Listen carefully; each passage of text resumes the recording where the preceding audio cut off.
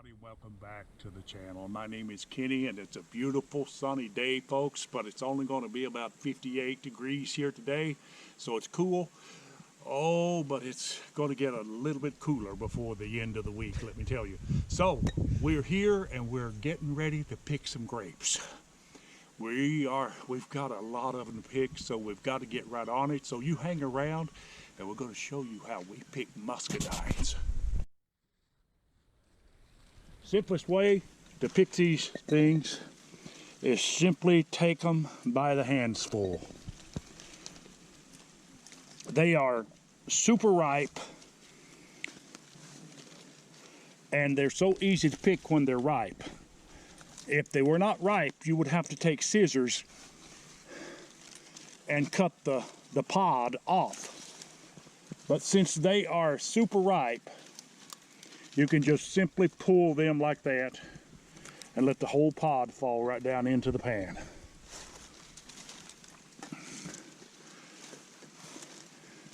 These things take a long time to ripen. It takes all summer to ripen. But let me tell you, they are good. These are black and reds. There are two of them here, black and red.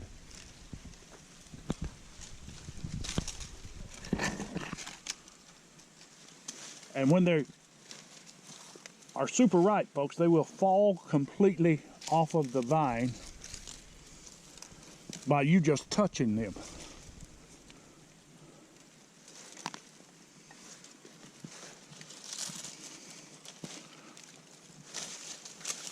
Just reach and get them like that. And here, pour them right down into the box, the container.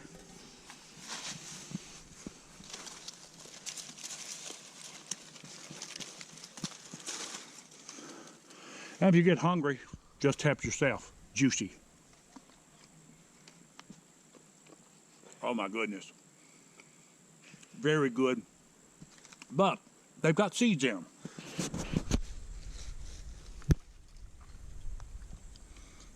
Spit it out. Why not? Spit it out.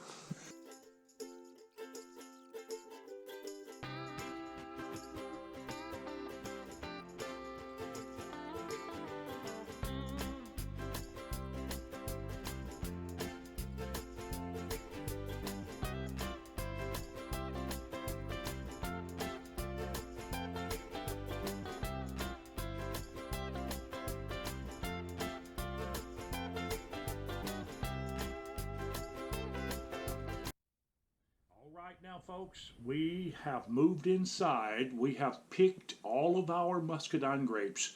Now we're going to show you how that we transform the grape into the wine. So you just pay attention if you are interested in maybe making this yourself, and we're going to show you how to do it, and we're going to go directly into the process. First, we're going to show you how that we process the grapes in order to get the liquid that we need to get the wine. So here's what we do. Watch this. Right here. Right here is a juicer. This is just an ordinary juicer. What we do is, and the way we do it, very simple. Just take the juicer.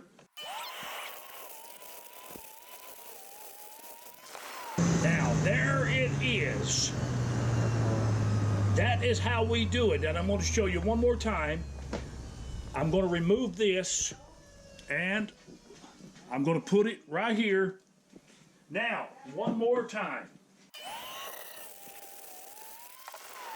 Okay, now right here is where all of your pulp, notice this. Take a look at that. That is your seeds, a lot of the skin, more seeds than skin. But that is your waste. Now that will not be wasted. I will put that in my compost. So this is exactly what it will look like later, only without any of that leftover. It's got to be finely, very finely strained. And let me take you over here. Now this is what it looks like, ready for the fermentation process to begin. This is it right here. So now we're going to take and transfer this huge amount of liquid into our containers, and we'll be back in just a few minutes to show the rest of the process. All right now folks, here we go. You can see this liquid. This is what we have got here for this.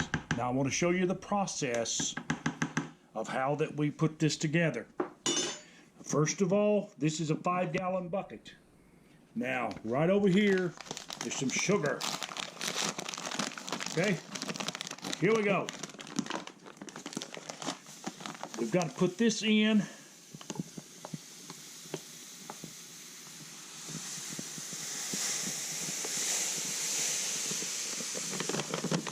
There we go. Now, let me get one more bag. I've got 2 buckets, so I got to get 2 bags.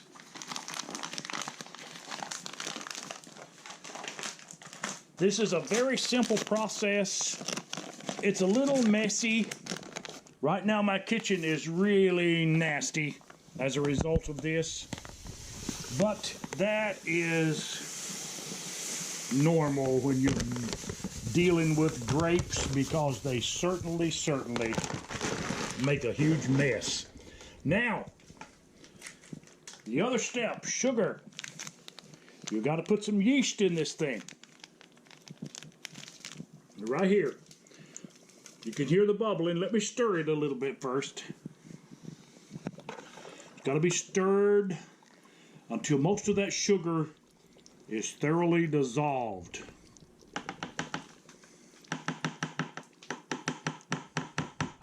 Now we want to add a pack of yeast to this.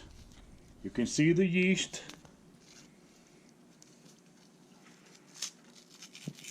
Just put that yeast down in there, like so.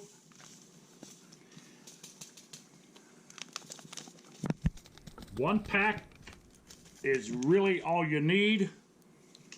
Now I'm going to put another pack over here. Now I've got 2 packs here together, but 1 is all I need. And let me see if I can break that. Yes, there we go. I should cut that with a knife, but it'll... Yeah, let me get a knife.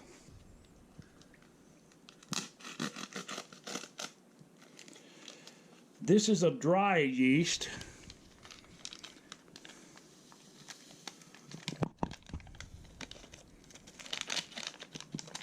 That's all it takes right there. Let me get that out.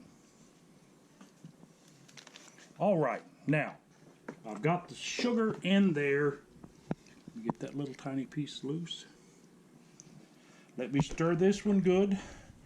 Now we're in the final step of this, folks. I'm going to add just a little water to this. Oh, probably about a quart to that. And really stir it up real good. And make sure that it's thoroughly dissolved and all that yeast is thoroughly mixed in with that juice. Now the next final step will be to take, and I'm going to cover this with a film of aluminum foil and make sure it's tight around the edges of it, which I'll use a rubber band or something like that. And then I will poke a few little tiny pinholes in the top of that aluminum foil to make sure that that thing breathes. It's got to breathe because it's going to release a ton of gases, and it will absolutely fill the room, and the odor will be very strong. So that is the process that we do with this. Now, we're going to fill that up with water, like I say, within a couple of inches of the top of it, and let all that sugar dissolve and let that yeast thoroughly blend it in. And then we're going to cover it. Now you've got to sit this in a very warm room. But this is the final step of this. You've got to put this in a warm place because you cannot, this will not ferment if it's in a cold place. And tonight's going to be a cold night. So we're going to make sure that it's kept warm, and it has to be kept that way throughout the 7 to 10 day process. Now, after the 7 to 10 day process of fermentation, after it's completed, we will go ahead and run every bit of this through some real good cheesecloth and get all of the particles and everything that's in there out that shouldn't be in it. It'll go a process probably 2 rounds of really putting it through the cheesecloth to make sure that it's pure and that there's no debris whatsoever inside that when it goes into the can or in the jar or whatever we put it into. All right now, folks, we have showed you how we picked our muscadine grapes. We showed you that a little bit earlier. And of course we showed you the process of what we had to do before we started the fermentation process. We had to process the grapes and we ran them through a juice machine in order to get them ready for the process of fermentation. Now, 12 days later, folks, what you are doing here is the top of this container that has been covered with aluminum foil for the past 12 days. Now we're going to take you a little bit farther to the final step of this process, and we're going to remove this cover and we're going to start the process of straining. Now, we removed a ton of pulp just because these grapes were shot through, if you will, a juice machine doesn't mean that the pulp was all removed. No, that's not so, and you're going to see that when I remove this cover and take this off. Now the smell, of course, it smells like anything that's fermented. So we have got this ready to take off. Now, notice that. That is the remainder of the pulp. That plus a whole lot more that will be in there that the juice machine left behind. Now, a juice machine is wonderful for juicing various other fruits and vegetables, but grapes, they tend to have a way of keeping a lot of the pulp from going through, and even though it does go through, the seeds that come through that, of course we throw those out. But during that fermentation process, this begins to really get super thick, the remainder. Now notice here. Now I know that it's very difficult to see, but I'm going to take and remove that without disturbing a lot of the underlayer content of it, because it's important to get that all off. So I'm going to pause just briefly and I'm going to remove that, and then I'll come back and show you the color of this beautiful bucket of wine. Now folks, I've got the top layer of the pulp off, and now I want to show you this beautiful color. Now I'm under a light, and I believe you can spot that. This is 100% pure wine made from grapes, muscadines. Now folks, there's about 10% of this. There's about 10%. You have to add just a little bit of water for the fermentation process to help it along and to keep your liquid relatively thin. It has to be super thin. That's why we added about 10% of water to this. Only about 10%. And in some cases it may be less than that. So you can see that beautiful color. It is so pretty. Now let me show you what we do for the rest of the steps. Now this screen here, that is relatively large, although it will appear larger on the camera. But it's about, I want to say, 1/8 of an inch, maybe square. That is what we use first. Now it goes through 3 stages of screening in order to get all of the pulp out of it. Now this is the second brush. It's about half the size of the last one. And then finally we run that through a cheesecloth, which I am not showing it to you, but trust me, it will go through a cheesecloth and possibly maybe doubled, because you've got to get all of that pulp, along with some of the process of the seeds maybe that were left behind. You've got to get that out of there. So we're going to get into the straining of this, and this will take just a little while, but we will convene here for just a little bit longer because we want to finish this up. But let me get on to the straining, and we will be back very shortly. Now folks, I am down to the second part of screening this, running it through the screen, and I'm going to show you what it looks like, because as you can see, it's looking a whole lot better. Now this screen here actually gets what the first screen leaves behind. Now this is how I do it. I just simply swirl it around a little like that. Now if you look closely, you can see the pulp that this screen is catching. Now that's how I screen this. Now notice that.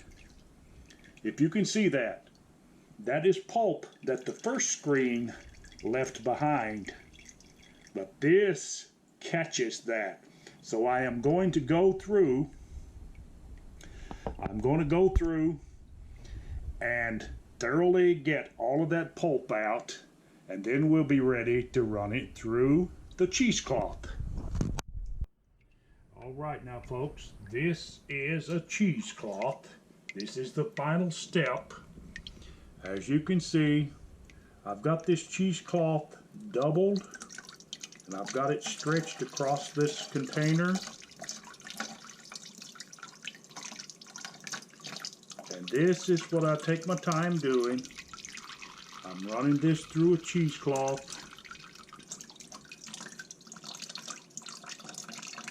It would have helped if I'd have had my cheesecloth a little bit wider, but I've got it doubled. I've got it doubled over here.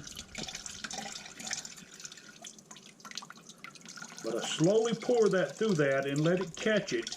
And when it catches quite a bit of it, till I can tell it starts to get heavy, I will go ahead and rinse that cheesecloth out under water. So that way it is thoroughly ready to be cleansed, or ready to strain the remainder of that pulp. And as you can see, when it starts getting to the top there, you can see it. I'm going to take it loose. Now this is a repeated process. This is the same container that I've got this cheesecloth in as this here, only about an inch higher. So this gets the final phase of all of the debris that's inside the wine. So I'm going to take my time and run it through this cheesecloth, and we will be done. Yes, we will be done. All right now, folks, the straining process is over. We have got it ready for the container. And let me give you a little idea by letting you see this run out of this, what that beautiful color looks like. You may think, how in the world could a black grape, well, these are black and red blended, but they are far more red, if you will, in the final product than you would think. So that is beautiful stuff. Now you may want to add a little more sweetness to this, because muscadines aren't known to be extremely sweet. So you might want to add a little more sugar to this when you get yours, if you make it, when you get yours ready for the container. Just prior to that, after the strainer, you may want to go ahead and put some more sugar to that. And let me tell you, it's perfectly fine if you want to do that. So this is ready for the container. I'm going to go ahead and put it in the containers, and we will let you see the final product here in just a few. All right now, folks, we are through. We're going to show you the finished product here in a moment, but I want to show you what came out of all of that you have seen me do. This is a container of grape pulp. Actually, it's almost a full bucket, which is of course a 5-gallon bucket, but that is from 2 5-gallon containers. So you see, out of all of that, you've got this amount that is actually pulp, that is just nothing more than will go into the compost pile. Like I have stated, nothing goes to waste, so this will go to the compost pile, and let me tell you, it makes great compost. All right, folks, we are done. We are done. And listen, this is something that takes a while. It's a slow process. So we've enjoyed doing it, and we've enjoyed bringing it to you. And if you like this, go ahead and give us a thumbs up. And while you're at it, go ahead and subscribe to the channel, and we would appreciate it. And as always, you have a wonderful, blessed day, and we will talk to you later.